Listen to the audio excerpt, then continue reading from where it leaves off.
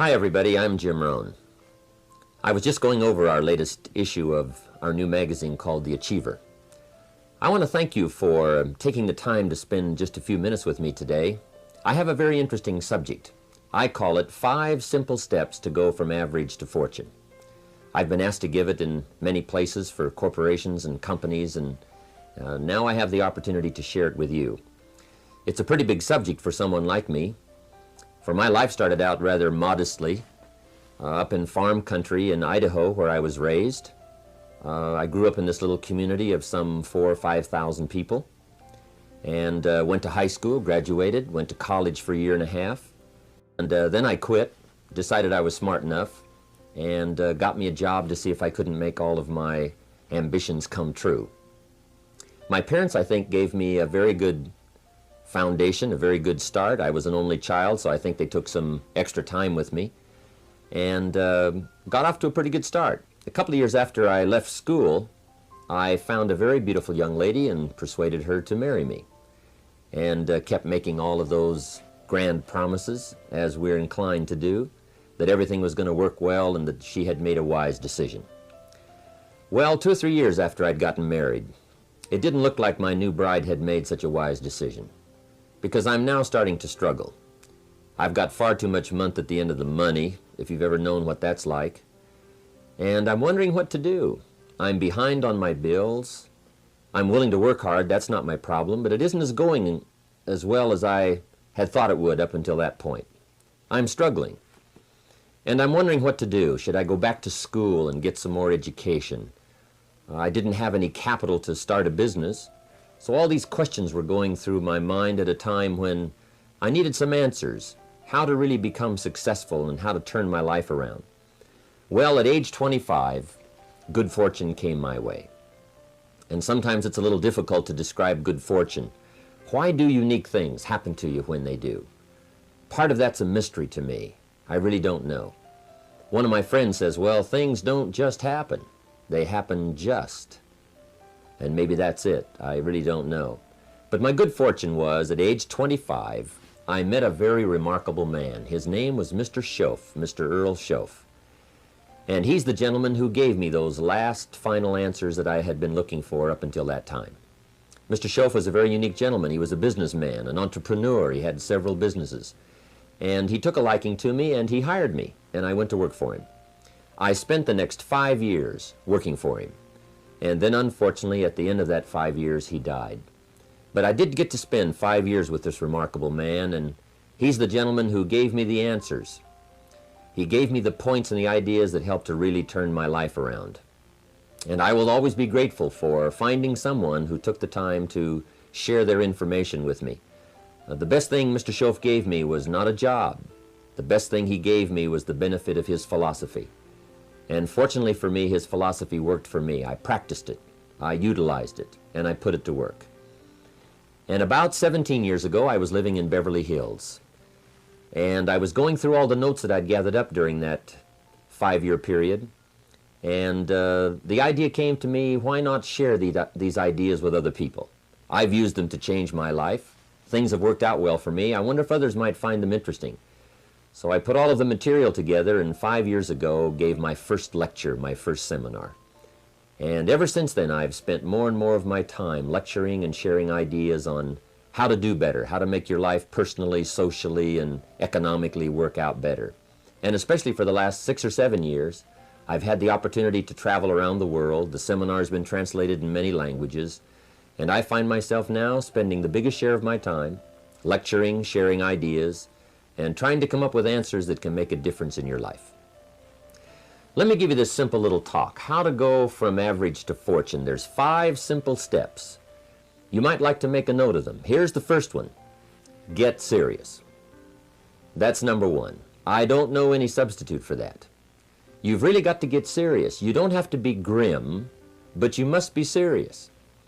I know a guy that's got a half a dozen jokes keeping him from becoming wealthy. He's not known as rich. He's known as a joker, which I guess is okay if that's the kind of life you want to live. But it really isn't the best way to live. To go from average to fortune, you must get serious. And you must get serious about two very important things. Number one is setting your goals and where you want to go. Designing the next 5, the next 10 years is so vitally important. What do you want to do economically? Where do you want to go? What do you want to be? What would you like to have? What would you like to share? How much would you like to earn?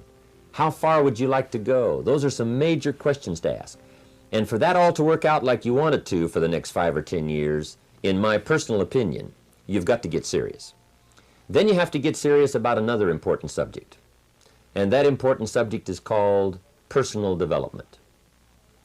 Personal development is striving hard to become the kind of person that you want to be. And to become the kind of person you want to be, you've got to work at it. 10 years from now, you will surely become someone. The big question is, who? What are you becoming? And if you go to work on it now, sure enough, in a very short period of time, you can take on a new direction to become the kind of person you want to be. There's a very important question to ask, and the question is, 10 years from now, you will surely arrive. And the question is, where? So to answer the question of where you want to arrive and the kind of person you want to be, you've got to get serious. So that's point number one. To make your life worthwhile and unique, to go from average to fortune, you've got to get serious. Now, the second point is, get smart. To make your life work out worthwhile, you've got to have some ideas. You've got to have the information. So you've got to be smart. In fact, in this decade, you must be much smarter than you were in the last decade. You've got to read the books. You've got to come up with the information. When I have a chance to talk to the high school kids, that's the theme of my talk. Get smart. There's nothing worse than being stupid. And if you will read the books, learn from your experiences, do all the things that you possibly can to get the information, sure enough, you'll be wiser this year than you were last year.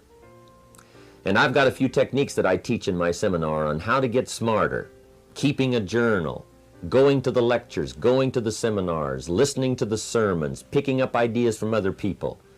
You just must keep up this steady process of learning. Never cease your quest for knowledge.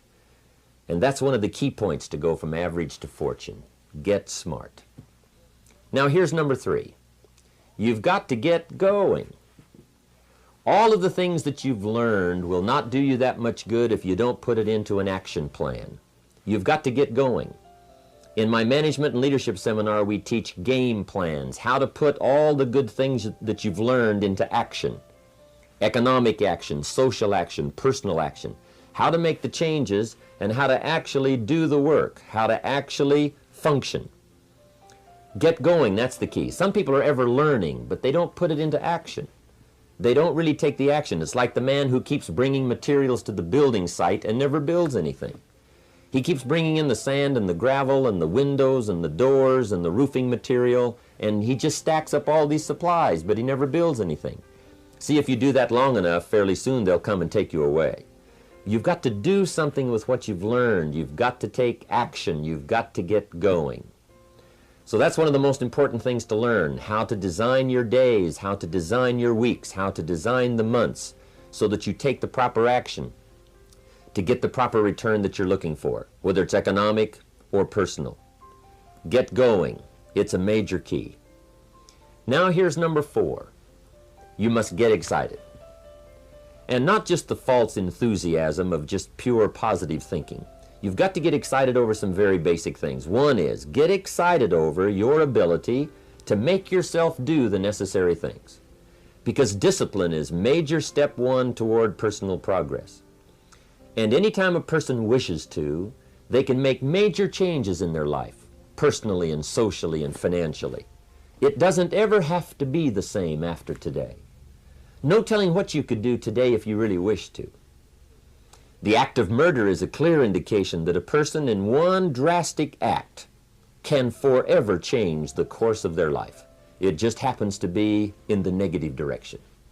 What I would ask you to do, starting today, is get excited about committing an act that's positive, an act that's constructive, to make the changes in your life that you want made, and to go the direction that you want to go. So that's number 4, get excited. Get excited about your potential. Human capacity is usually never the problem. Little children can learn several languages. We can learn to do the most incredible things. All we need to do is take the time to do it. So it's not a matter of capacity. It's a matter of judgment. It's a matter of excitement. It's a matter of will. And it's a matter of wanting to bad enough. So it's pretty exciting to know that any day you wish, you can change your life.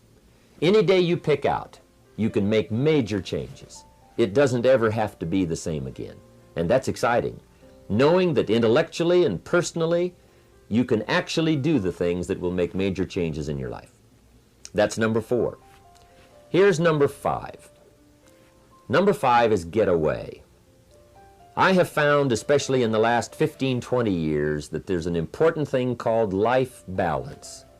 You've got to learn to get away. You must learn to get away and be alone. Learn to get away and reflect. Learn to get away and learn how to live as well as how to earn. How sad it would be to learn how to earn well, but not learn how to live well. You must balance your life. We teach something, especially in my staff, I teach something called lifestyle. Lifestyle is how you learn to live your life. Some people have money, but they don't even know how to spend it. They have time, but they don't know how to spend it. Some people are successful, but they don't know how to spend their success. They don't know what to do with it. They don't get joy from it. Rather, they get animosity. A father takes $5, crushes it, and throws it at his son and says, if you need it that bad, take it. Now, it's the same $5, but instead of dispensing it with joy, he dispenses it with animosity. That's the difference in not knowing how to live. It's called lifestyle. Then you've got to take time to cultivate good friends. You've got to take time to be with your family. You've got to take time to be with the people who are important to you, designing your life in those respects. Get away. Take the time. Reflect on your life. Recharge your batteries. Do some growing away from your enterprise.